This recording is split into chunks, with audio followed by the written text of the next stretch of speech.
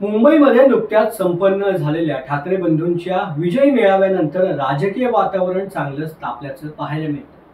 ठाण्यामध्ये देखील युवा सेनेच्या वतीने उद्धव ठाकरे यांना डिवचणारे बॅनर लावण्यात आले होते। या वादग्रस्त बॅनरमुळे टिंभी नाका परिसरामध्ये तणावाचं वातावरण निर्माण झाल्याचं पाहायला मिळालं। या बॅनरमध्ये उद्धव ठाकरे यांचे व्यंगचित्र रेखाटले असून त्यामध्ये मुंबई महापौरांची खुर्ची आणि मुंबई महापालिकेची तिजोरी देखील लावण्यात आली होती। मराठी माणसांची एकजूट अशीच राहू द्या या वाक्याच्या पार्श्वभूमीवर बॅनरमध्ये उपरोधात्मक संदेश देण्यात आला होता। या बॅनरची जबाबदारी युवा सेनेचे पदाधिकारी नितीन लांगे आणि निखिल गुडजडे यांनी स्वीकारल्याचं देखील पाहायला मिळालं। महापालिकेच्या पथकाने बॅनर हटवण्यासाठी कारवाई करतात शिंदे गटाच्या कार्यकर्त्यांनी त्याला विरोध देखील दर्शवला। त्यामुळे परिसरात मोठ्या प्रमाणावरती पोलीस बंदोबस्त तैनात करण्यात आला होता।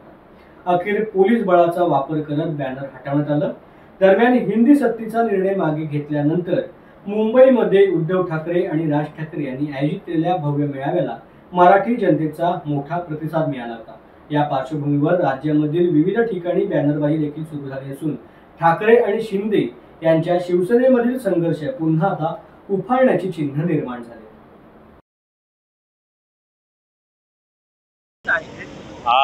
तुम्ही बघितलं की या गेल्या काही दिवसांपूर्वी एक मेळावा झाला, जल्लोष मेळावा त्याचं नाव देण्यात आलं।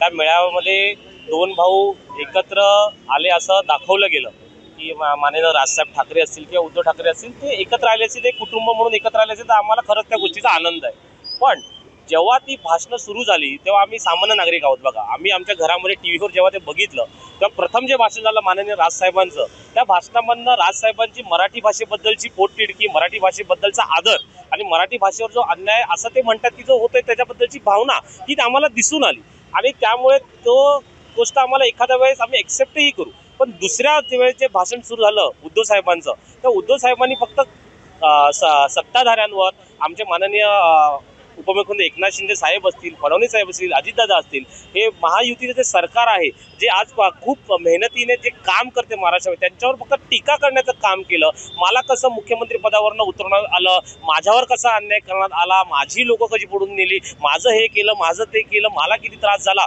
ह्याच्यामध्ये मराठी भाषेवर जे काही विषय होता, जो त्यांचा मुद्दा होता, त्या मुद्द्याला त्यांनी बाजूला सारून आता फक्त मुंबई महापालिकेची निवडणूक आलेली आहे आणि त्या निवडणुकीच्या दृष्टिकोनातून राजसाहेबांना ते एकत्र घेऊन त्यांना असं स्वप्न पडत असेल की आता आम्हाला मुंबई महापालिकेवर सत्ता मिळणार आहे, पुन्हा राजसाहेबांना इमोशनल करून आम्ही मुंबई महापालिकेवर आमचा महापौर बसू आणि जी मुंबई महापालिकेची तिजोरी आहे, जे सध्या उपमुख्यमंत्री एकनाथ शिंदे साहेब, फडणवीस साहेब, अजितदादा यांच्या महायुतीचं सरकार जे मुंबई लोकांच्या, मुंबईकरांच्या भल्यासाठी जे ते पैसा जो खर्च करत आहेत, त्या पुन्हा तिजोरीला आम्ही टाळा लावू आणि त्याची वाट आम्ही पुन्हा आमच्या घराकडे वळूया असं ज्यांना स्वप्न पडत आहे, ती भावना आम्हाला नागरिकांना घरात बसलेल्या टीव्हीवर बघून आम्हाला दिसण्यात आली।